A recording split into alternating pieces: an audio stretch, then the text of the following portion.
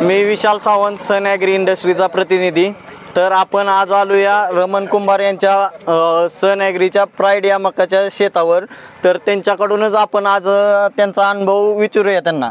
नमस्कार दादा, नाव सांगा। रमण कुंभार, गाव यशवनगर, मोबाईल नंबर तुमचा 9404 996 572। तर तुम्ही आपली सन ॲग्री इंडस्ट्रीची प्राईड मका केली होती, तर त्याच्याबद्दल तुम्ही काय सांगाल? मकाची कणस दाना शेवटपर्यंत आहे, दाना शेवटपर्यंत आहे। आणि मका टाकल्यानंतर तुम्ही त्याची उगवण क्षमता कशी वाटली तुम्हाला? चांगली वाटली, म्हणजे उगवायला एक नंबर आहे। आणि नंतर परत तुम्ही ज्यावेळेस मटेरियल टाकलं त्यावेळेस हाईटला ती कशी वाटली तुम्हाला मका? चांगली आहे हाईटला, पानाची रुंदी जास्त आहे, पानाची रुंदी जास्त आहे। आणि बाकीचं तुम्हाला आता काय वाटतंय, ते कणस बघून उत्पन्न कसं पडेल तुम्हाला वाटतंय, किंवा मुरघासाला कशी जाईल मका? म्हणजे समाधानकारक वाटते उत्पन्न समाधानकारक आहे आणि मुरघास पण चांगले होईल।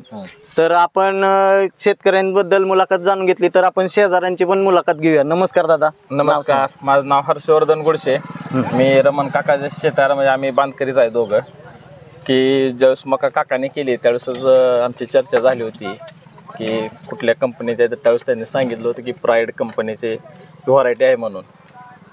तर ह्या ज्यावेळेस आता आम्ही बघितलं तर आमची चर्चा झाली होती की उत्पन्नाचं कितीपर्यंत जाईल किंवा काय। मोस्टली सगळ्या मकाचं उत्पन्न 30-35 क्विंटलपर्यंतची सरासरी राहते, परंतु आता हे तुमच्या मकाच्या कणसाची जी दाण्याची साईज आहे जी पूर्णपर्यंत भरलेली आहे, प्लस मकाची काळोखी, मकाची हाईट, मकाच्या पानाची रुंदी, ते बघितला तुम्ही तर बघा, ह्याची मकाच्या पानाची रुंदी पण एकदम प्रॉपर आहे, हाईट चांगली आहे। त्यामुळे ही मका उत्पन्नाला कमीत कमी 40 क्विंटल एकरी तर ॲव्हरेज निघेल। आणि जर ह्याचा मुरघास करायचं म्हटलं तरी प्रॉपर मुरघास होण्यासारखी व्हरायटी आहे।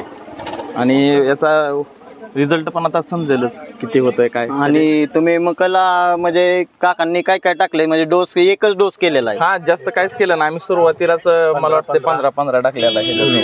हा, म्हणजे एक डोस मध्ये एवढी चांगली मका आलेली आहे। आणि स्प्रे घेतलेले आहेत की है ना, झिंक आणि मायक्रोन्यूट्रिएंटचे स्प्रे घेतलेले आहेत त्याच्यावरती 2, आणि आळीवरचे डेलिगेट वगैरे हे हात घेतलेले आहेत त्याच्यावर।